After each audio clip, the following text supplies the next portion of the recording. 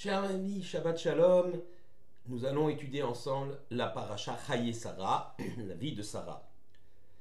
Notre époque semble apporter son lot d'épreuves à nos jeunes gens et à nos jeunes filles qui éprouvent certaines difficultés à trouver leur âme sœur. Peut-être trouverons-nous quelques éléments pour les aider dans notre paracha Chaye Sarah. La rencontre entre Yitzhak et Rivka, ici relatée, est l'exemple idéal de la formation et de la fondation d'un foyer. Nos maîtres nous incitent dès lors à nous inspirer de ce récit afin d'en appliquer les enseignements dans notre propre vie.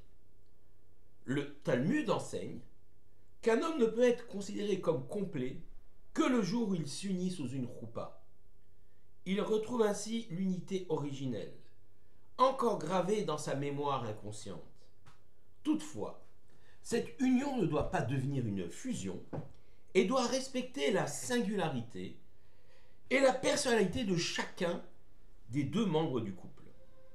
Dans le choix de sa compagne, l'homme se construit, se forge sa véritable identité.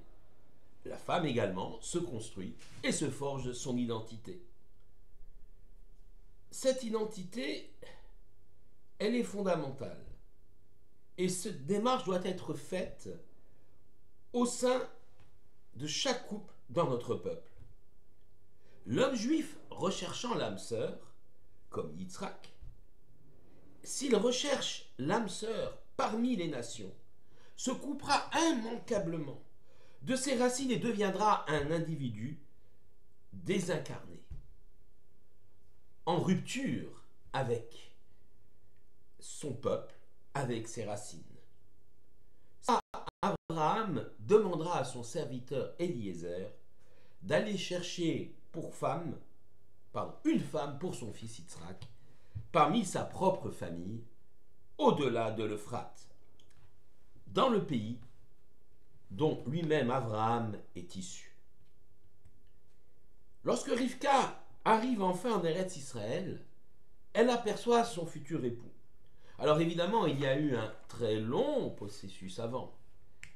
Abraham a fait jurer à Eliezer qu'il ne prendra pas une femme parmi les Cananéennes, qu'il n'amènera pas son fils Yitzhak, car Yitzhak est sacré, si on peut dire, il est monté sur l'autel des sacrifices, donc il ne peut plus sortir de la terre d'Israël. C'est la raison pour laquelle Abraham envoie son serviteur Eliezer chercher cette épouse. Après de très longues péripéties, qu'on ne peut pas raconter aujourd'hui, finalement, Eliezer revient avec Rivka. Et lorsque Rivka arrive enfin en Eretz Israël, elle aperçoit de loin son futur époux. Rivka leva les yeux et vit Yitzhak, elle en tomba du chameau. C'est dans notre paracha, Chaye Sarah, au chapitre 24, au verset 64. Rashi nous explique qu'elle le trouva si beau qu'elle en demeura saisie. L'attirance physique n'est donc pas à exclure dans la conception juive de l'union. Encore faut-il définir la beauté, l'esthétique, critères relativement subjectifs auxquels certains individus peuvent être moins sensibles. Il faut savoir éviter certains stéréotypes imposés par les modes, les pubs ou encore les magazines. Il faut être capable de discerner entre la beauté plate et strictement plastique et celle, reflet extérieur de la richesse d'une âme. La Torah s'exprime ainsi. Yitzhak l'a conduit dans la tente de Sarah sa mère. Il prit Rivka pour femme et l'aima. Et Yitzhak se consola de sa mère. Nous sommes toujours dans la paracha Sarah, bien sûr, au chapitre 24, mais cette fois-ci, le verset 67. Les deux fiancés dans la tente de Sarah, ou l'entrée des deux fiancés, Yitzhak et Rivka dans la tente de Sarah, décédée au début de notre paracha, c'est pour ça d'ailleurs qu'elle s'appelle Chaye Sarah. Cette entrée fit office et acte légal de mariage, de Kiddushin.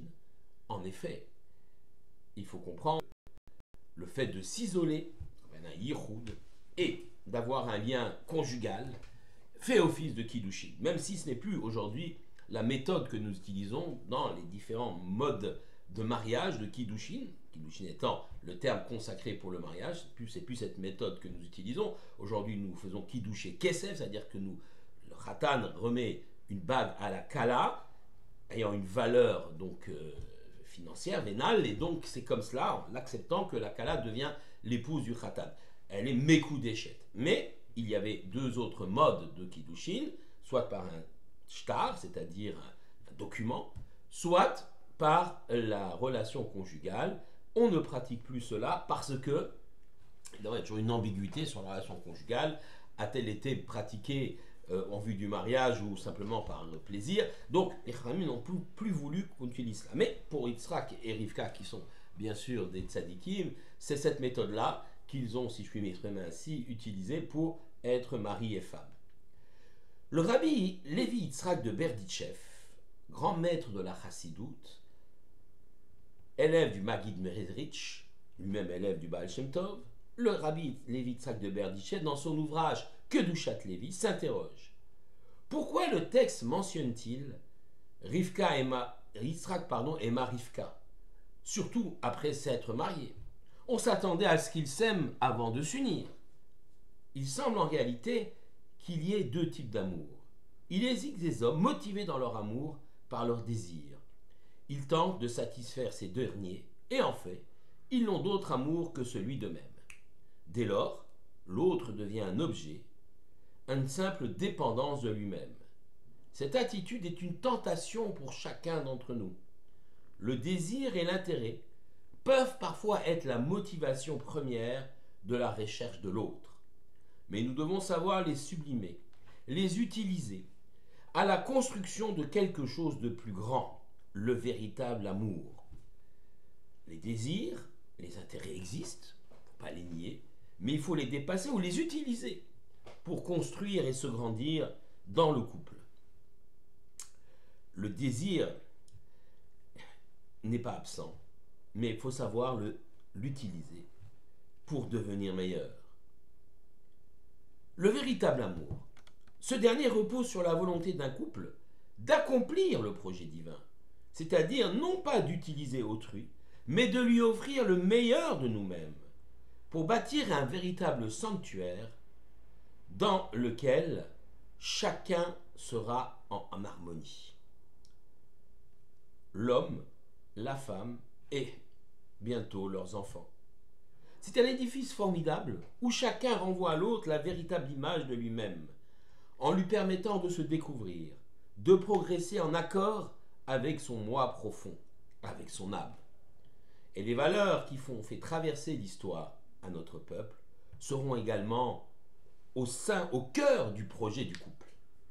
Toutefois, cette merveilleuse construction ne peut exister que si elle possède des bases solides, qui se résument en un mot, le mariage sous une roupa. L'amour avant l'union légitime existe, mais il est bien pâle, car basé en partie sur l'intérêt. La notion du don absolu à l'autre est alors absente. L'amour au sein du couple, uni selon la loi de Moshe et d'Israël, est bien plus grand et ne risque pas de s'épuiser, car il est vécu dans une volonté de direction commune et de projet commun. Dès lors, le sentiment réciproque est alimenté par une flamme éternelle, par l'huile de la Torah et des mitzvot. Shabbat shalom à tous.